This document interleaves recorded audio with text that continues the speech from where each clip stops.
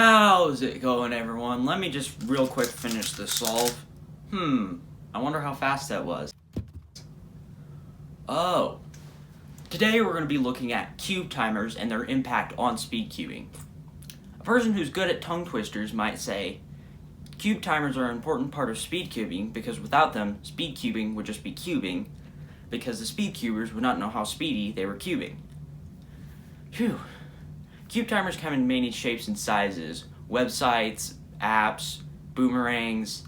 It's clear that there's more than one way to time solve, and each type of way is for a cuber's preference.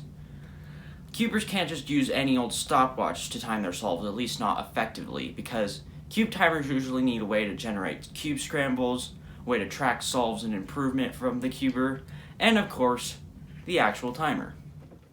Most cubers probably use an online website for at least part of their cubing timing setup, if not all of it. This makes sense as websites can do all the things that a cube timer needs to do. The most well-known online cubing timer by far is CS Timer.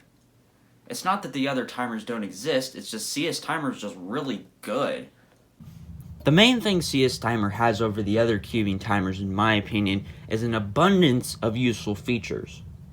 Things like the scramble generator, renaming sessions, seeing your daily statistics, solvers that show the optimal solution to a step like cross or even other steps, and even things like customizing the color scheme in the way that the timer looks are super useful. Plus, there's this.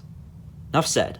So while CS Timer is definitely the most well-known online cubing timer and probably the best, I still want to take a look at some of the other ones.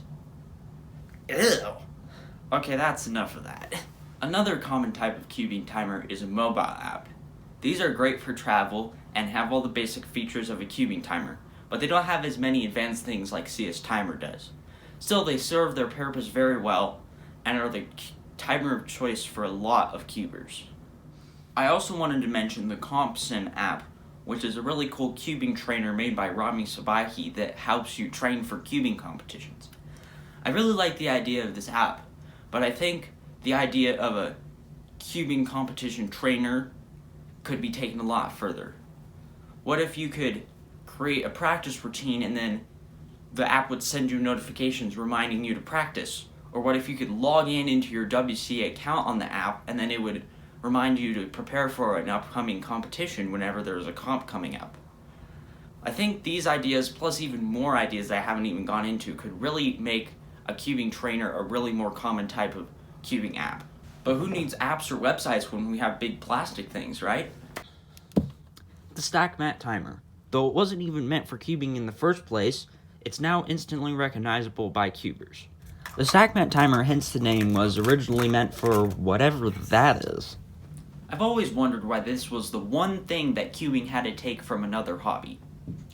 Sure, the StackMat timer works for cubing, but it's not that great, and sure, cubing manufacturers have tried their hand at cubing timers, but they're all basically the same as the StackMat timer.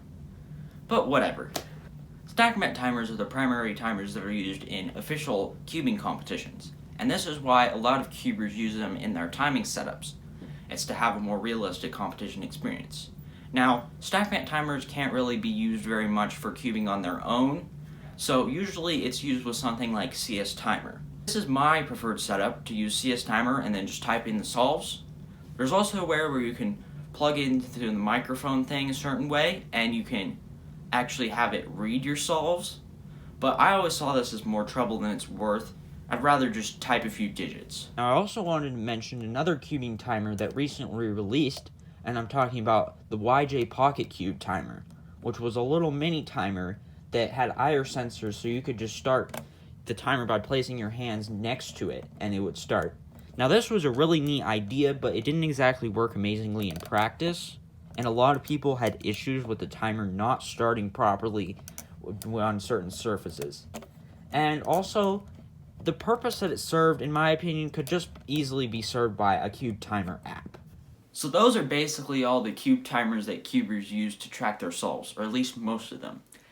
As we've seen, there's a lot of different types, and each type appeals to a different type of cuber.